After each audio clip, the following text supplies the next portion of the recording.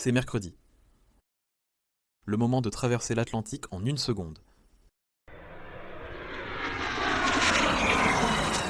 Bienvenue à Montréal. Cousins d'Amérique, épisode 33. Permis fermé, prisonnier de ton employeur. Bienvenue à Cousins d'Amérique, le podcast qui vous dit la vraie affaire sur l'immigration au Canada. Je suis Marc, votre guide dans le labyrinthe parfois absurde de l'immigration canadienne. Et avec moi, comme toujours, notre Français préféré qui essaie de survivre à tout ça, Pierre. Salut Marc. Salut à tous.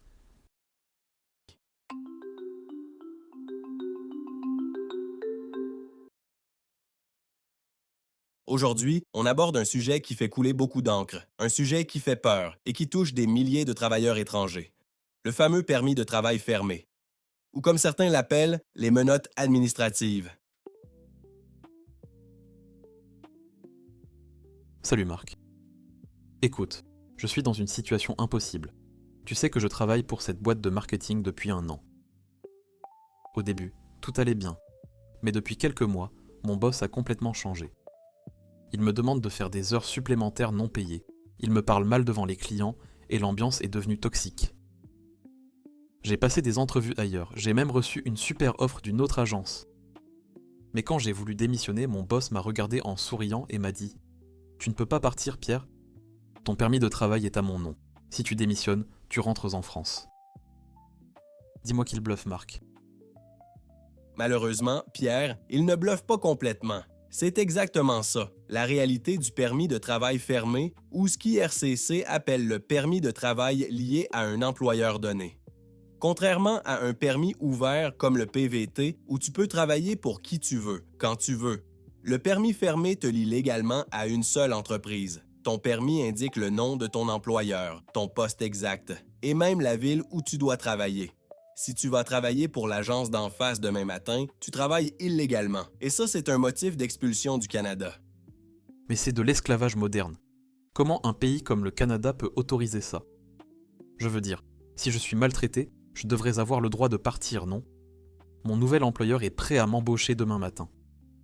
Ton nouvel employeur est peut-être prêt, mais l'immigration canadienne, elle, ne l'est pas. Pour que tu puisses changer d'entreprise, ton nouvel employeur doit refaire tout le processus depuis le début. S'il n'est pas exempté, il doit demander une EIMT, une étude d'impact sur le marché du travail, pour prouver qu'aucun Canadien ne peut faire ton travail. Ça coûte 1 000 $ et ça prend des mois. Ensuite, tu dois demander un nouveau permis de travail. Et pendant tout ce temps-là, tu ne peux pas commencer à travailler pour lui. Donc je suis coincé. Soit je reste et je subis le harcèlement de mon boss actuel, soit je démissionne et je me retrouve sans salaire pendant des mois, en attendant que le nouveau permis soit approuvé. Si jamais il est approuvé, c'est pour ça qu'il souriait. Il sait que je suis coincé. C'est exactement le problème systémique que dénoncent les syndicats et les associations de défense des droits humains comme Amnesty International. Le permis fermé crée un déséquilibre de pouvoir énorme entre l'employeur et l'employé. L'employeur sait que ton statut d'immigration et souvent ton projet de résidence permanente dépendent de lui. Ça ouvre la porte à toutes sortes d'abus. Heures non payées, menaces de renvoi, conditions de travail dangereuses, harcèlement psychologique. Et le pire, c'est que beaucoup de travailleurs n'osent pas se plaindre par peur de perdre leur statut. Mais il n'y a vraiment aucune porte de sortie? J'ai entendu parler d'une nouvelle règle qui permet de changer d'employeur plus vite. C'est vrai ça? Oui, il y a une politique d'intérêt public temporaire qui a été mise en place. Si tu as déjà trouvé un nouvel employeur qui a fait les démarches EIMT ou offre d'emploi exemptée et que tu as soumis ta demande pour un nouveau permis de travail fermé, tu peux demander une autorisation provisoire de travailler. Tu remplis un formulaire web spécifique sur le site d'IRCC et en général, sous 10 à 15 jours, tu reçois un courriel qui t'autorise à commencer ton nouvel emploi en attendant que le permis officiel soit imprimé. Et c'est une belle avancée, mais ça nécessite quand même que le nouvel employeur fasse toutes les démarches administratives lourdes. D'accord, mais ça, c'est si j'ai déjà trouvé un autre employeur prêt à faire la paperasse. Mais si mon boss actuel devient vraiment abusif, s'il arrête de me payer ou s'il me menace physiquement, je ne peux pas attendre des mois pour trouver une autre entreprise.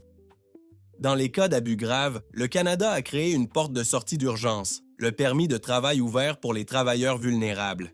Si tu peux prouver que tu es victime de violences physiques, psychologiques, sexuelles ou financières au travail, tu peux demander ce permis spécial. Il est traité en priorité, souvent en quelques semaines, et il te donne un permis ouvert temporaire pour te permettre de fuir cette situation toxique et de chercher un autre emploi librement.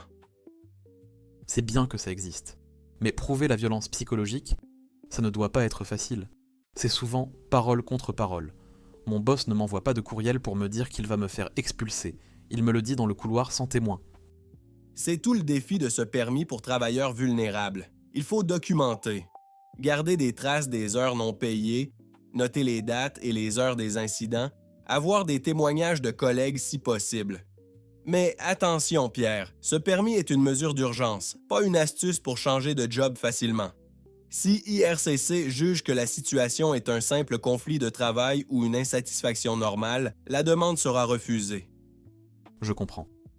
Mais au final, pourquoi le gouvernement s'obstine à garder ce système de permis fermé si tout le monde dit que ça favorise les abus? Pourquoi ne pas donner des permis ouverts à tout le monde? C'est le grand débat politique de 2026. Le gouvernement justifie le permis fermé par le besoin de protéger le marché du travail canadien. L'idée, c'est que si une entreprise prouve qu'elle a besoin d'un travailleur étranger pour un poste précis dans une région précise, ce travailleur doit rester à ce poste.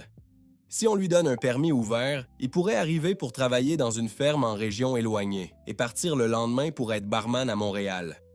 Les employeurs font pression sur le gouvernement pour garder les permis fermés car ça leur garantit une main-d'œuvre captive.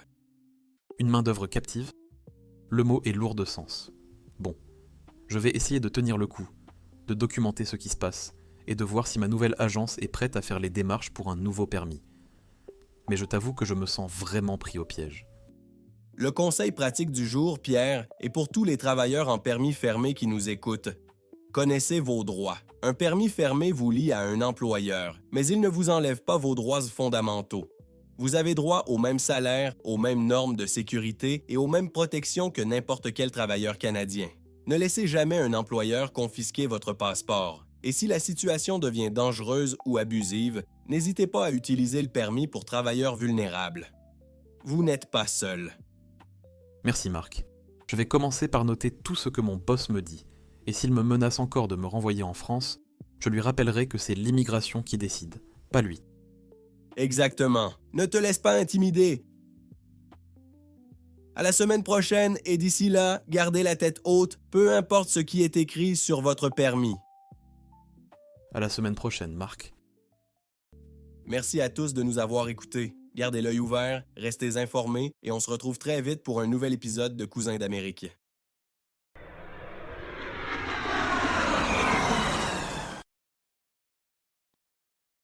Merci de choisir de pratiquer votre français avec moi et à la semaine prochaine pour un nouvel épisode. Et comme toujours, je vous souhaite le plus beau des succès dans votre intégration en français. Ne lâchez surtout pas.